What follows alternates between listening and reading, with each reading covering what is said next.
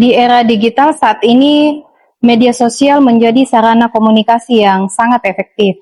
Bagaimana strategi Bawaslu Manokwari melalui divisi HP2H dalam menyampaikan informasi kepada masyarakat? Ya, ini tidak bisa dipungkiri bahwa media sosial ini menjadi pintu pertama bagaimana wajah lembaga Bawaslu Manokwari ini bisa diikuti atau disimak oleh masyarakat pada umumnya. Kenapa demikian? Karena kalau kita lebih cenderung tertutup dan tidak mempublikasikan diri, itu akan membuat kita kurang di mata masyarakat kurang bekerja dengan baik. Tapi luar biasa karena teman-teman Bawaslu Kabupaten Manokwari, khusus divisi saya juga berkaitan dengan humas, ya, maka kita terus genjot terkait dengan publikasi. Setiap kegiatan Bawaslu apapun itu tetap dipublikasikan, baik itu melalui berita, baik itu melalui media sosial, Facebook, Instagram, dan lain sebagainya. Itu menjadi salah satu strategi kita bagaimana supaya pengawasan yang kita lakukan itu menjadi konsumsi publik yang dinilai itu efektif dan efisien. Karena tanpa dokumentasi atau publikasi yang baik, maka saya rasa itu akan menghambat kerja-kerja kita ke depannya. Tapi ketika contohnya ya, kalau di masa PDPB, kita melakukan pengawasan, kita mempublikasikan dan kita buat sebagai baik kita punya pojok pengawasan ya, terus kita punya laporan posko pengaduan, itu yang kemudian masyarakat bisa akses dan bisa langsung memberikan saran, masukan maupun informasi lebih awal kepada Bawaslu melalui media sosial.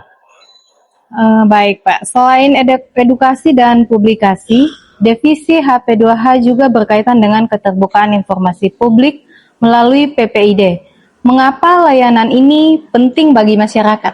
Ya, ini berhubungan juga dengan kehumasan, namun dia sifatnya lebih pada kita kelembagaan yang mana perlu kita informasikan kepada masyarakat secara ada yang dirahasiakan, ada yang secara berkala ya kita sampaikan, itu menjadi perhatian juga untuk kemudian masyarakat bisa menilai itu. Karena itu PPID ini juga terus kita aktifkan dan kita utamakan untuk dalam menjaga jalannya kita punya kerja-kerja pengawasan, sangat membantu kita di mana ada yang kita berikan dan kemudian ada tanggapan atau masukan dari masyarakat itu yang kemudian kita tampung.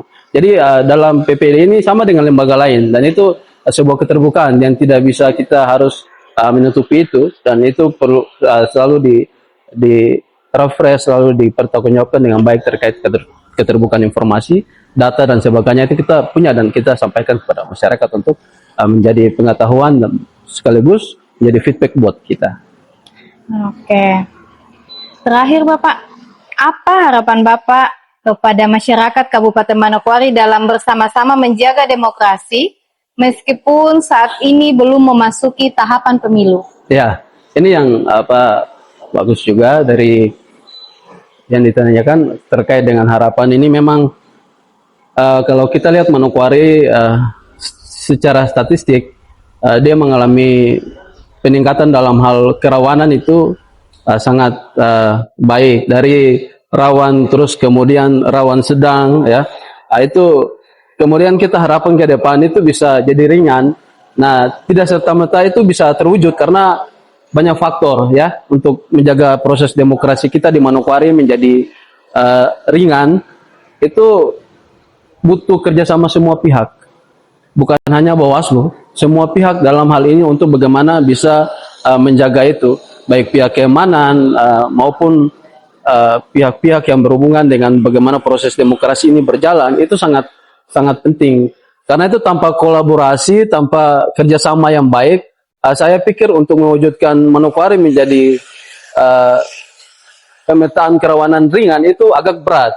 Tapi ketika semuanya itu dengan berbagai indikator yang presentasikan untuk menjadi ringan, itu sangat bisa terwujud kalau kembali kepada kesadaran individu masyarakat di Kabupaten Manokwari. Dalam hal ini tentu Bawaslu punya kerja-kerja yang kemudian dengan instansi lain itu perlu terus akan kita sosialisasikan dan kita terus perkuat itu untuk menunjang indikator yang kemudian bisa jadi rawan ringan.